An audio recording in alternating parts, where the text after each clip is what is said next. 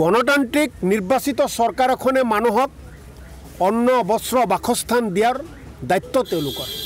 কিন্তু হিমন্ত বিশ্ব শৰ্মা এইজন দ্বিতীয় হিটলাৰে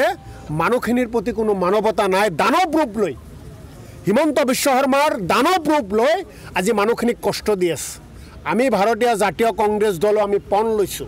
হিমন্ত বিশ্ব শৰ্মাই ভাৰতীয় মানুহখিনিক অসমৰ মানুহখিনিক অসমীয়া মানুহখিনিক যি ধৰণে কষ্ট দি আছে ইয়াৰ বিচাৰ এইখন অসমৰ মাটিত হ'ব আৰু অসমৰ ৰাইজে বিচাৰ কৰিব লাগিব আমি এই মানুহখিনিৰ লগত আছো এইসকল ভাৰতীয় মানুহ আৰু এই ভাৰতীয় মানুহখিনিক উচ্ছেদ চলাবলৈ গৈ সময় সময় বাংলাদেশী কয় মই হিমন্ত বিশ্ব শৰ্মাক চ্যালেঞ্জ কৰিছো এইসকল মানুহ এওঁলোকৰ বাপ দাদা 14 বংশ ভাৰতীয় মানুহ ভাৰতৰ স্বাধীনতা আন্দোলনত এইসকলৰ পূৰ্বপুৰুষে ভাগ লৈছে ব্ৰিটিছ পুলিচৰ লাঠিৰ কোপ খাইছে বন্দুকৰ গুলি খাইছে এইসকলৰ পূৰ্বপুৰুষে স্বাধীনতা আজুৰি আনিছে আজি স্বাধীনতা আনাৰ পিছতে হিমন্ত বিশ্ব শৰ্মা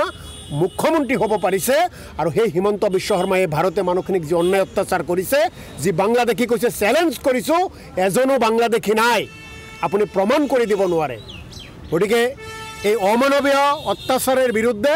অসমবাসী সজাগ হ'ব লাগে আমি বিচাৰো কোনো এজন ভাৰতীয় মানুহে যাতে কষ্ট নাপায় কোনো এজন ভাৰতীয় মানুহক যাতে এনেকুৱা জ্বালা যন্ত্ৰণা নিদিয়ে তাৰ কাৰণে আমি সকলে সষ্টম হৈ ইয়াৰ বিৰুদ্ধে যুঁজ দিব লাগিব আৰু আমি এই যুঁজ দিম ন্যায়ালয়ৰ মজিয়ালৈ যাম ৰাইজৰ মাজলৈ যাম আইতকা সময়ত ইয়াৰ বিৰুদ্ধে উপযুক্ত বিচাৰ হ'ব অসমৰ ৰাইজে ইয়াৰ বিচাৰ কৰিব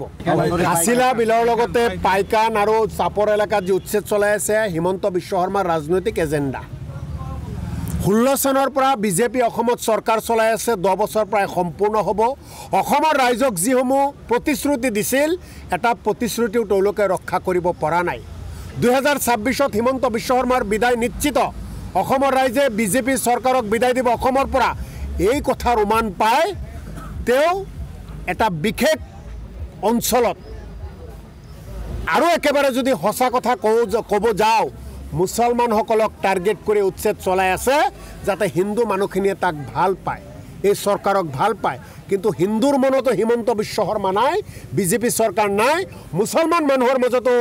বিজেপি চৰকাৰ নাই হিমন্ত বিশ্ব শৰ্মা নাই অসমৰ প্ৰতিটো জাতি জনগোষ্ঠীয়ে